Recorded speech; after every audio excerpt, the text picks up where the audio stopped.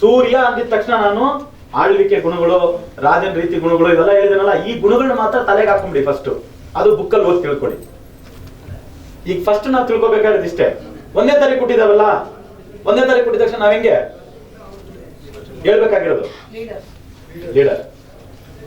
ಯಾರಿಗೂ ಬಗ್ಗಲ್ಲ, ಯಾರಿಗೂ ಬಗ್ಗಲ್ಲ ಅನ್ನೋನು ಬಗ್ಗೋನ್ ಜೊತೆ ತಾನೆ ಕೈ ಜೋಡಿಸ್ಬೇಕು. ಬಗ್ಗಲ್ಲ ಅವನ ಜೊತೆ ಕೈ ಜೋಡಿಸಿದ್ರೆ ನೀನ ನಾನ ಅಂತ ಬಂದ್ಬಿಡುತ್ತೆ. ಅದಕ್ಕೆ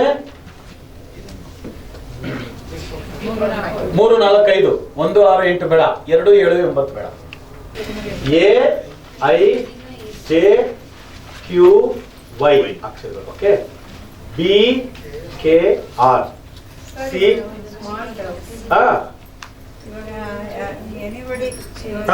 ಬಂದಾಗ ಡೇಟ್ ಆಫ್ ಬರ್ತ್ ತಿಳ್ಕೊಂಡ್ರೆ ಅವ್ರದ್ದು ಎಲ್ಲಿ ಇಡಬೇಕು ಅನ್ನೋದು ಗೊತ್ತಾಗ್ಬಿಡುತ್ತೆ. ಹೌದು ಹೌದು.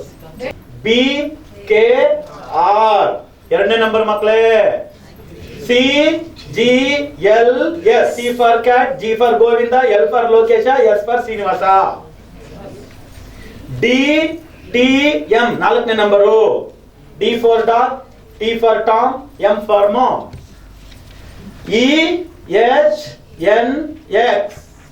E ಅಂದ್ರೆ ಎಲಿಫೆಂಟ್, H ಅಂದ್ರೆ ಹನಿ, N ಅಂದ್ರೆ ನೋ, X ಅಂದ್ರೆ ಜೆರಾಕ್ಸ್. UVW number 6. U ಅಂದ್ರೆ USA, V ಅಂದ್ರೆ ವಿಕ್ಟ್ರಿ, W ಅಂದ್ರೆ ವೈಟ್ ಹೌಸ್. 7 O ಅಂದ್ರೆ ಓಂ, Z ಅಂದ್ರೆ ಜಿಬ್ರಾ. 8, 17, 26 ಅಂದ್ರೆ F ಅಂದ್ರೆ ಫಾಕ್ಸ್, P ಅಂದ್ರೆ ಪ್ರೇಮಲತಾ, R ಅಂದ್ರೆ ರಾಘವೇಶ್ವರ ಸ್ವಾಮಿ. 2ನೇ ನಂಬರ್ ಏನಾಗಲ್ಲ? 8 ಆಗಲ್ಲ.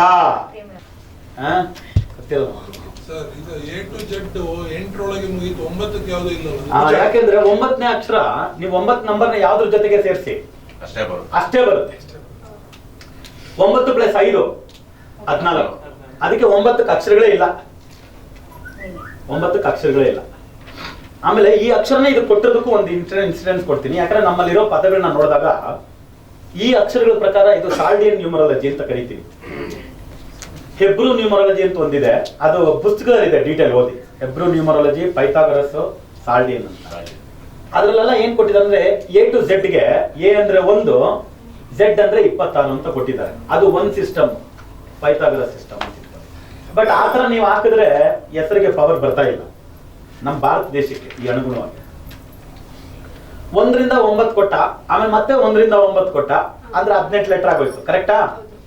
1 ರಿಂದ 9 ಮತ್ತೆ 1 ರಿಂದ 26 ಒಬ್ಬ ಕೊಟ್ಬಿಟ್ಟ. ಓಕೆನಾ?